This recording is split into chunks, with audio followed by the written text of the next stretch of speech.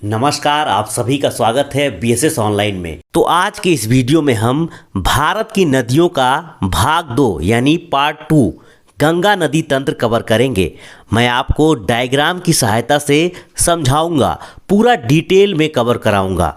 इसके पिछले वीडियो में हमने सिंधु नदी तंत्र और ब्रह्मपुत्र नदी तंत्र इसको हमने कवर किया था और आज के इस वीडियो में हम गंगा नदी तंत्र कवर करेंगे। तो चलिए समय को बर्बाद ना करते हुए वीडियो की शुरुआत करते हैं। तो गंगा नदी तंत्र को पूरा डायग्राम से समझने से पहले हम कुछ नदियों से रिलेटेड बेसिक जानकारी जान लेते हैं। उसके बाद हम पूरा गंगा नदी तंत्र डायग्राम से कवर करेंगे।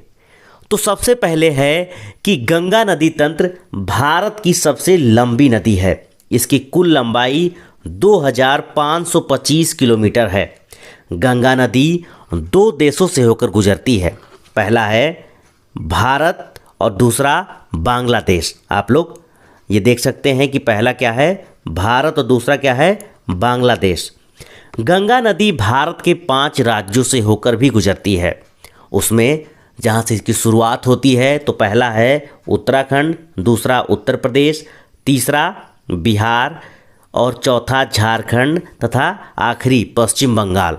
ये 5 राज्यों से होकर गुजरती है। गंगा नदी स्वतः स्वच्छ यानी सेल्फ प्यूरिफाइंग रिवर होने वाली नदी है और ये खुद से ही साफ हो जाता है। इसका मुख्य कारण है इसमें बैक्टीरियोफेज जो वायरस पाए जाते हैं, एक बैक्टीरिया होते हैं जो हानिकारक बैक्टीरिया होते हैं, उनको ये ख़त्म कर देते हैं। उस बैक्टीरिया का नाम है बैक्टीरियोफेज। ये हानिकारक बैक्टीरिया को क्या करते हैं, ख़त्म कर देते हैं। और गंगा नदी को 2008 में राष्ट्रीय नदी घोषित किया गया, यानी हमारी राष्ट्रीय नदी गंगा है।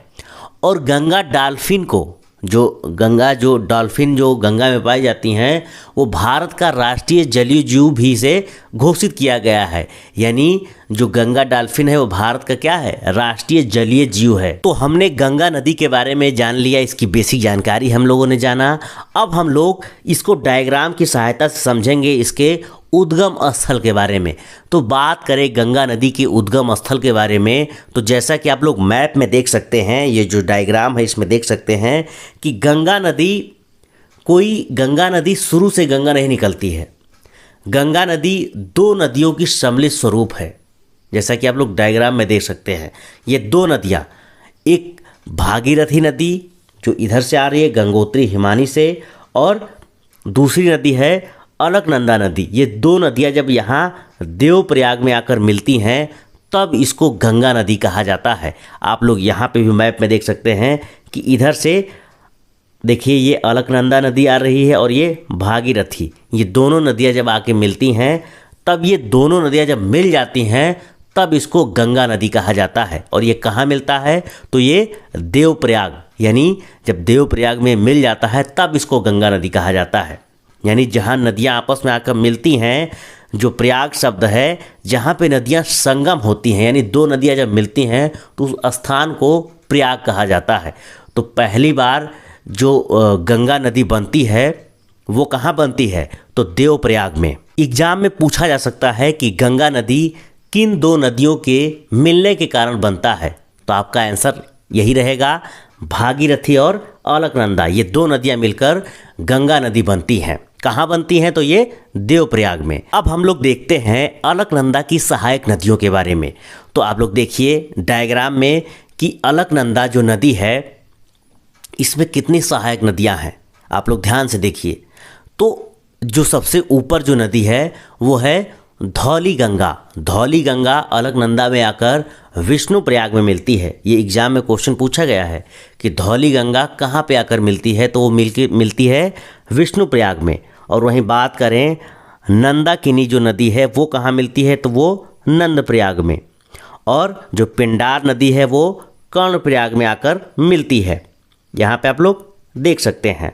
और वही जो केदारनाथ से एक नदी निकलती है जिसका नाम है मंदाकिनी, वो कहाँ मिलती है, तो वो रुद्रप्रयाग में।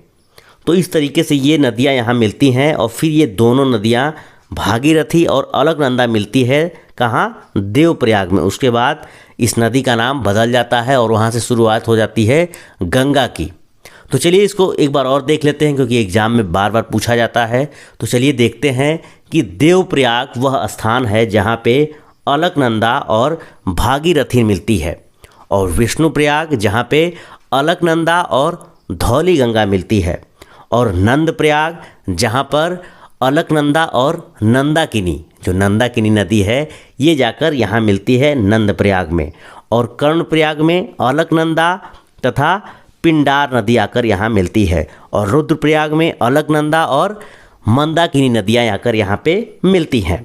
तो इस तरीके से हम लोगों ने देखा कि इसकी जो सहायक नदियाँ हैं जो सब मिलकर मिलती हैं और उसके बाद गंगा का निर्माण होता है। तो अब हम लोग देखते हैं गंगा के अपवाह तंत्र को डायग्राम की सहायता से। आप लोग पूरा ये डायग्राम आप लोग देख सकते हैं, और इसको आपको देख के घबराना नहीं है, इसको मैं आपको अच्छे से समझाऊंगा।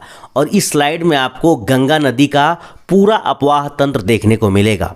इसमें आपको ये पता चलेगा कि कौन सी सहायक नदियां हैं, यानी कौन कौन सी गंगा की सहायक नदियां हैं, और ये कहाँ कहाँ से होकर गुजरती हैं। आप लोग पूरा देखिए ध्यान से कि किस तरीके से गंगा यहाँ से उत्तराखंड से आते हुए पश्चिम बंगाल में जाके समाप्त हो जाती है। तो हमने आपको बताया था कि अभी हमने बताया कि भागीरथी और अलकनंदा मिलकर गंगा नदी का स्वरूप देती हैं, यानी दोनों के सम्मिलित स्वरूप को हम लोग गंगा नदी कहते हैं।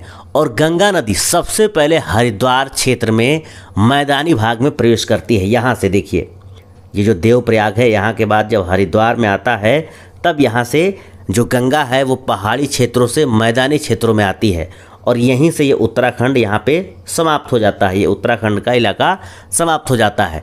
अब यहाँ से हरिद्वार के बाद जब आगे बढ़ता है तब उत्तर प्रदेश में आता है, और उत्तर प्रदेश में जब आता है तो उत्तर प्रदेश में इसकी जो पहली सहायक नदी है, यानी एग्जाम में पूछा जाता है कि गंगा की पहली सहायक नदी कौन सी है। ये सब सहायक नदियाँ थीं, जैसे जो मंदाकिनी है, पिंडार है, ये सब सहायक नदियाँ हैं, लेकिन ये कहाँ हैं?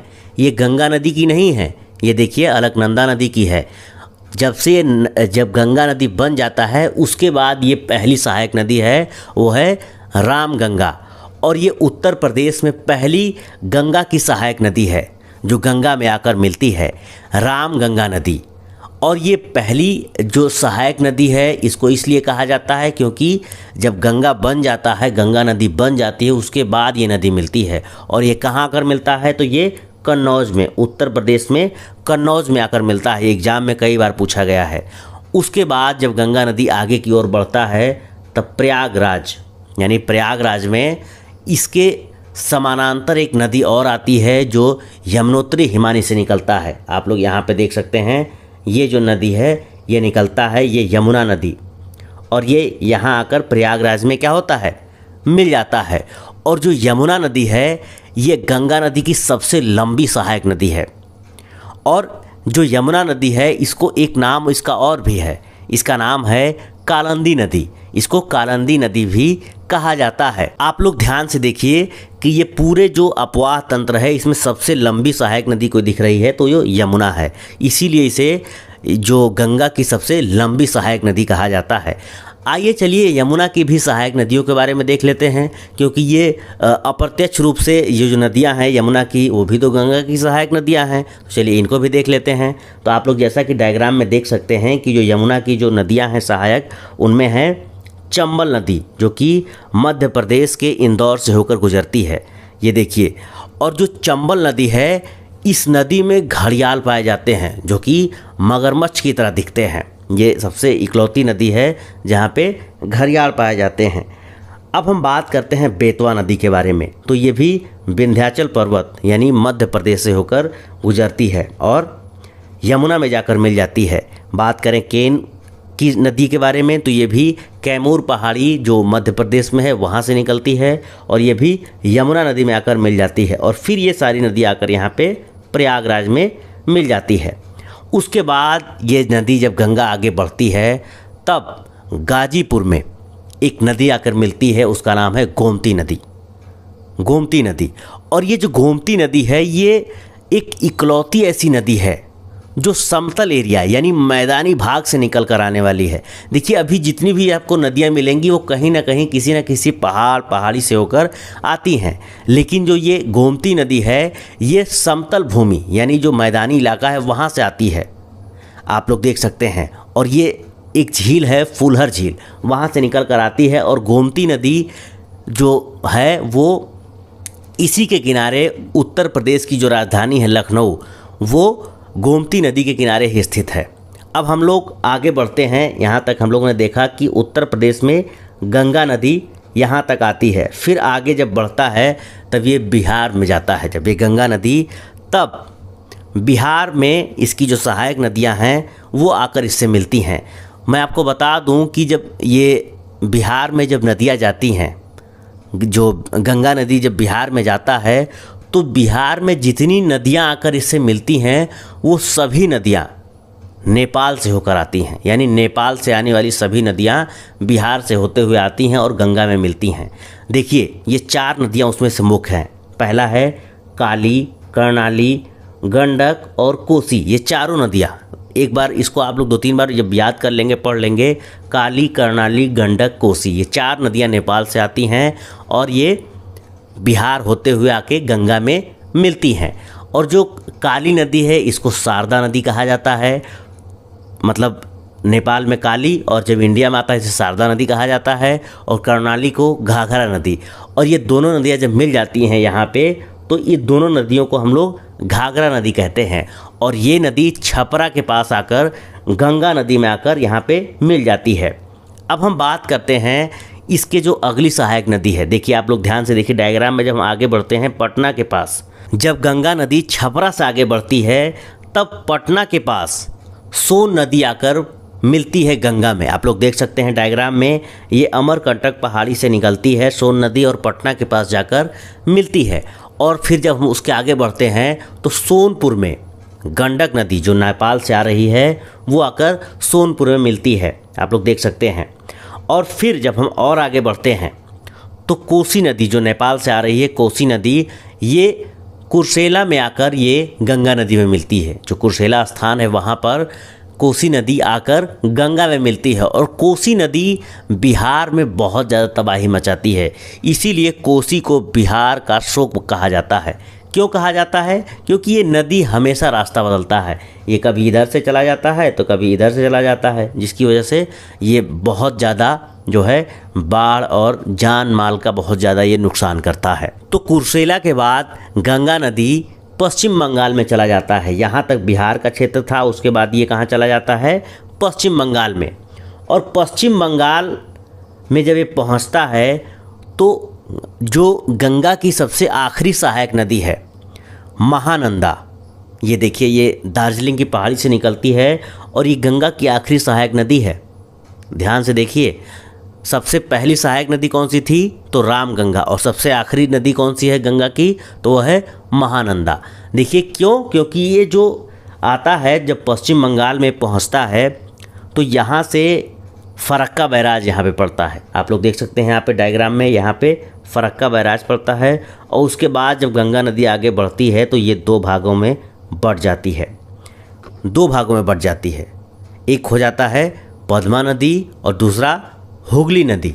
2 भागों में इसका जो अपवाह क्षेत्र है, यानी ये 2 भागों में बढ़ जाता है। यानी उसके बाद ये गंगा नदी ख़त्म हो जाता है, इसका नाम ही बदल जाता है। तो फिर ये जो पश्चिम बंगाल की तरफ चला जाता है, कोलकाता की तरफ, वो हुगली है। इसीलिए जो कोलकाता जो शहर है वो हुगली नदी के किनारे बसा हुआ है। और हुगली ये जो नदी है, हुगली नदी में एक दामोदर नदी आकर मिलती है। हुगली नदी की सहायक नदी कौन सी है? तो दामोदर नदी। और दामोदर नदी छोटा नागपुर से निकलती है, ये आप लोग देख सकते हैं यहाँ पे दामोदर नदी है। और ये जो दामोदर नदी है ये हुगली नदी की सहायक नदी है और इसे पश्चिम बंगाल का शोक कहा जाता है, आप लोग देख सकते हैं।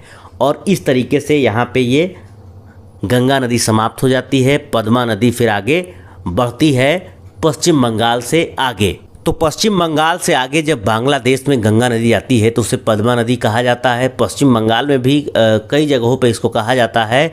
और जैसा कि हमने आपको जब ब्रह्मपुत्र नदी तंत्र पढ़ाया था उसमें हमने आपको बताया था कि जो ब्रह्मपुत्र नदी होता है उसे हम लोग बांग्लादेश में उसे क्या कहा जाता है, उसे जमुना नदी कहा जाता है। तो ये जो गंगा नदी है यानी जो पद्मा नदी है ये दोनों मिल जाता है मेघना नदी में। मेघना नदी जो है ये बांग्लादेश से आती है और इसमें ये दोनों नदियाँ मिल जाती हैं। तो दोनों नदियों का फिर नाम बदल जाता है, यानी दोनों नदियों के सम्मिलित स्वरूप यानी दोनों का रूप बदल जाता है। दोनों नदियाँ मेघना में मिलकर मेघना नदी हो जाती है, यानी गंगा का अस्तित्व बिल्कुल ख़त्म। अब उसका नाम और निशान यहाँ पे ख़त्म हो जाता है। और ये फिर दोनों नदियाँ मिलकर दुनिया का सबसे बड़ा डेल्टा सुंदरवन डेल्टा का निर्माण करती हैं। अब हम देखते हैं ये डेल्टा क्या होता है। तो बात करें कि डेल्टा क्या होता है, यानी डेल्टा क्या है। तो डेल्टा प्रायः उस भूभाग को कहा जाता है। आप लोग मैप से को ध्यान से देखिए इस मैप को, ठीक है। तो डेल्टा उस भूभाग को कहा जाता है जो नदी द्वारा लाए गए अवसादों के संचयन से निर्मित होता है। विशेषता नदी के मुहाने पर जहाँ वह किसी समुद्र में गिरती है, इस भूभाग का आकार साधारणतया त्रिभुज जैसा होता है। आप लोग देख सकते हैं, ये देखिए किस तरीके से ये त्रिभुजाकार बनता चला जाता है, ठीक है। और जैसा कि आप लोग जानते हैं जब नदियाँ पहाड़ों से निकलती है तो उसमें बहुत ज़्यादा ताकत होती है, स्पीड होती है, वो पत्थर को भी बहा लाता है। लेकिन जब ये नदियाँ मैदानी इलाकों में आती हैं तो ये स्लो हो जाती हैं और फिर धीरे धीरे ये अपने साथ गाद और भी अवसाद जो लेकर आती हैं उनको जब समुद्र में पहुँचते पहुँचते ये बिल्कुल यहाँ पे ढेर लगा देता है। अब आगे ढेर लग गया, फिर क्या होगा, ये नदी देखिए, आप लोग ध्यान से देखिए कि कितनी छोटी छोटी शाखाओं में बढ़ता चला जा रहा है, बिल्कुल जैसे नसों की तरीके से। इस तरीके से ये नदियाँ बिल्कुल छोटे छोटे जो है रास्ते बना लेते हैं, बिल्कुल पतली पतली नदियाँ, बिल्कुल इस तरीके से आप लोग मैप में देख रहे हैं, इस तरीके से नदियाँ हो जाती हैं और ये डेल्टा का निर्माण करती हैं। और जो ये क्षेत्र होता है डेल्टा क्षेत्र, ये बहुत ज़्यादा उपजाऊ होता है। यहाँ पे हमेशा जो है हरे भरे पेड़ पौधे जो जंगल होते हैं यहाँ पे ही पाए जाते हैं। तो हम लोगों ने गंगा नदी के बारे में विस्तार से पढ़ा। अब हम लोग इसके कुछ महत्वपूर्ण तथ्य हैं उसको देखते हैं। आप लोग इसको ध्यान से देखिए। तो इसमें पहला जो क्वेश्चन है, अलकनंदा तथा भागीरथी के संगम को क्या कहते हैं। हमने आपको पहले ही बताया था डायग्राम की सहायता से कि अलकनंदा और भागीरथी के संगम को हम लोग गंगा कहते हैं। और अगला क्वेश्चन है कि गंगा की पहली सहायक नदी कौन सी है। तो कौन सी है, यह है रामगंगा। आप लोग कमेंट करके बताइए कि ये उत्तर प्रदेश में किस जगह पर आकर रामगंगा गंगा में मिलती है। आप लोग कमेंट करके बताइए। चलिए अगला देखते हैं कि गंगा की आखिरी सहायक नदी कौन सी है। तो आपका आंसर हो जाएगा महानंदा। अगला क्वेश्चन देखते हैं, गंगा की सबसे लंबी सहायक नदी कौन सी है। हमने आपको बताया था वो है यमुना नदी। क्या आप लोग बता सकते हैं कि यमुना नदी का दूसरा नाम क्या है। हमने अभी आपको बताया, अभी उसी से जुड़े हुए क्वेश्चन आंसर भी हम लोग देखेंगे। चलिए अगला क्वेश्चन देखते हैं कि गंगा नदी के तट पर बसे प्रमुख शहर कौन से हैं। वैसे शहर तो बहुत हैं लेकिन इसमें जो दिया गया है वो मुख्य हैं। वो क्या हैं, पहला है प्रयागराज, वाराणसी, कानपुर और पटना, ये मुख्य शहर हैं। अगला पॉइंट है कि हुगली नदी के तट पर कौन सा प्रमुख शहर बसा है। तो कौन सा शहर है पश्चिम बंगाल का, तो वो है कोलकाता शहर। अगला पॉइंट है, गंगा और ब्रह्मपुत्र की संयुक्त जलधारा बांग्लादेश में क्या कहलाती है। तो आपका आंसर हो जाएगा मेघना। अभी हमने आपको बताया था डायग्राम की सहायता से। अगला है क्वेश्चन कि बिहार का शोक किसे कहा जाता है। अभी हमने बताया था कोसी नदी। और ये क्यों कहा जाता है, क्योंकि ये रास्ता अपना बदलता रहता है। क्या आप लोग बता सकते हैं कोसी नदी कहाँ से आता है और गंगा नदी में मिलता है, यानी इसका उद्गम स्थल किस देश से होके आता है। आप लोग कमेंट करके बताइए। अगला क्वेश्चन है, बंगाल का शोक किसे कहा जाता है। तो आपका आंसर हो जाएगा दामोदर नदी। अगला पॉइंट देखते हैं कि गंगा की सहायक नदी जिसका उद्गम स्थल मैदानी भाग से है। अभी हमने बताया था कि जो एक ऐसा इकलौती नदी गंगा की जो मैदानी भाग से होती है, ठीक है। इसका उद्गम स्थल कहाँ से है, तो मैदानी यानी समतल भूमि से इसका होता है, तो उसका नाम है गोमती नदी। आप लोग बता सकते हैं कि गोमती नदी के किनारे कौन सा शहर स्थित है? उत्तर प्रदेश का सबसे मुख्य कौन सा शहर स्थित है? आप लोग कमेंट करके बताइए। हम लोगों ने गंगा नदी को विस्तार से पढ़ा, उसके जो बेसिक जानकारी है उसको भी हम लोग जाने, डायग्राम की सहायता से उसके पूरे अपवाह तंत्र को पढ़े, फिर हमने महत्वपूर्ण तथ्यों को भी हम लोगों ने देखा। अब हम लोग इसी टॉपिक से जुड़े हुए प्रीवियस ईयर में जो क्वेश्चन पूछे गए हैं उनको देखते हैं और डिस्कस करते हैं। तो पहला क्वेश्चन है, गंगा नदी निम्नलिखित में से किस राज्य से नहीं गुजरती? हमने बताया था कि कितने राज्यों से होकर गुजरती है, तो 5। क्या उन 5 में इनमें सबका नाम है? तो आपका सही आंसर कौन सा हो जाएगा? ऑप्शन डी, मध्य प्रदेश, क्योंकि ये मध्य प्रदेश से होकर नहीं गुजरता है। ये उत्तर प्रदेश से गुजरता है, बिहार से और पश्चिम बंगाल से गुजरता है, लेकिन मध्य प्रदेश से नहीं गुजरता है। अगला क्वेश्चन देखते हैं। अगला क्वेश्चन है, कालिंदी नदी का दूसरा नाम क्या है? अभी हमने आपको बताया था जो कालिंदी नदी है उसका दूसरा नाम क्या है? तो आपका सही आंसर हो जाएगा यमुना नदी। देखिए ये जो है एनटीपीसी जो है 2016 में क्वेश्चन पूछा गया है। अगला क्वेश्चन देखते हैं, केन नदी निम्नलिखित में से किसकी सहायक नदी है? आपका ऑप्शन आपके सामने है और ये क्वेश्चन जो है एसएससी 2017 में पूछा गया है। तो आपका सही आंसर हो जाएगा, केन नदी किसकी सहायक नदी है? तो आपका सही आंसर हो जाएगा ऑप्शन सी, यमुना नदी। अगला क्वेश्चन देखते हैं, गंगा में मिलने वाली नदी जिसका उद्गम अमरकंटक से है, वो कौन सी नदी है जिसका जो है उद्गम स्थल जो है अमरकंटक से है? तो आपका सही आंसर हो जाएगा ऑप्शन ए, सोन नदी। अगला क्वेश्चन है, अलकनंदा और धौलीगंगा का संगम कहाँ होता है? देखिए यूकेपीसीएस में पूछा गया है 2016 में क्वेश्चन। तो आपका सही आंसर हो जाएगा ऑप्शन ए, विष्णुप्रयाग में। अगला क्वेश्चन देखते हैं कि निम्नलिखित में से कौन सी नदी यमुना नदी में नहीं मिलती है? देखिए आपका ऑप्शन आपके सामने है और ये क्वेश्चन एमपीपीएससी 2008 में पूछा गया है। तो आपका सही आंसर हो जाएगा ऑप्शन सी। अगला क्वेश्चन देखते हैं कि अलकनंदा के साथ कौन सी नदी है जिसका संगम रुद्रप्रयाग में होता है? देखिए एनडीए 2017 में पूछा गया है। आपका सही आंसर हो जाएगा ऑप्शन बी, मंदाकिनी नदी। अगला क्वेश्चन देखते हैं, दामोदर नदी निकलती है, दामोदर नदी कहाँ से निकलती है? तो आपका सही आंसर हो जाएगा ऑप्शन बी, छोटा नागपुर के पठार से, यानी छोटापुर जो छोटा नागपुर है उस पठार से ये निकलता है। अगला क्वेश्चन देखते हैं, बंगाल का शोक किस नदी को कहा जाता है? तो आपका सही आंसर हो जाएगा ऑप्शन बी, दामोदर नदी। अगला क्वेश्चन देखते हैं, बिहार का शोक किस नदी को कहा जाता है? देखिए एसएससी 2015 में पूछा गया है। तो आपका सही आंसर हो जाएगा कोसी नदी। अगला क्वेश्चन देखते हैं, गंगा की सबसे लंबी सहायक नदी कौन सी है? हमने डायग्राम में आपको बताया था कि ये सबसे लंबी सहायक नदी कौन सी है। तो आपका सही आंसर हो जाएगा ऑप्शन ए, यमुना नदी। अगला क्वेश्चन देखते हैं। अगला क्वेश्चन है, यमुना नदी का अन्य नाम क्या है? अभी हमने बताया था। तो आपका सही आंसर हो जाएगा ऑप्शन ए, कालिंदी। अगला क्वेश्चन देखते हैं। हमारा अगला क्वेश्चन है, गंगा नदी किस क्षेत्र से मैदानी भाग में प्रवेश करती है? यानी ये कहाँ से मैदानी भाग में प्रवेश करती है? तो हमने आपको सबसे पहले बताया था इसको कि ये जो है हरिद्वार जो जगह है, हरिद्वार जो क्षेत्र है वहाँ से ये मैदानी भाग में प्रवेश करती है। तो आपका सही आंसर हो जाएगा ऑप्शन बी। अगला क्वेश्चन देखते हैं, गंगा नदी को बांग्लादेश में क्या कहते हैं? गंगा नदी को बांग्लादेश में क्या कहते हैं? तो आपका सही आंसर हो जाएगा पद्मा। ऑप्शन ए सही हो जाएगा। इसी के साथ गंगा नदी तंत्र पर बनी ये जानकारी आपको कैसी लगी कमेंट बॉक्स में लिखकर ज़रूर शेयर कीजिएगा, क्योंकि हमें आपके सपोर्ट की ज़रूरत है, हौसला अफजाई की ज़रूरत है, ताकि हम ऐसे ही अमेजिंग जानकारी आप सभी के लिए लेकर आएँ। तो गंगा नदी तंत्र के बारे में तो बहुत सारी जानकारी मिली। आगे आपका कोई सवाल हो या टॉपिक जिस पर आप जानकारी चाहते हैं तो लिख भेजिए। साथ ही साथ जितने लोग हमारे साथ जुड़े हैं BSS ऑनलाइन पर, उन सभी से रिक्वेस्ट है कि ऐसी जानकारी के लिए इस चैनल को सब्सक्राइब कर बेल आइकन को प्रेस करना बिल्कुल ना भूलें। मिलेंगे और जल्द ऐसी जानकारी के साथ। तब तक के लिए अपना सपोर्ट और प्यार बनाए रखिए BSS ऑनलाइन के साथ। धन्यवाद।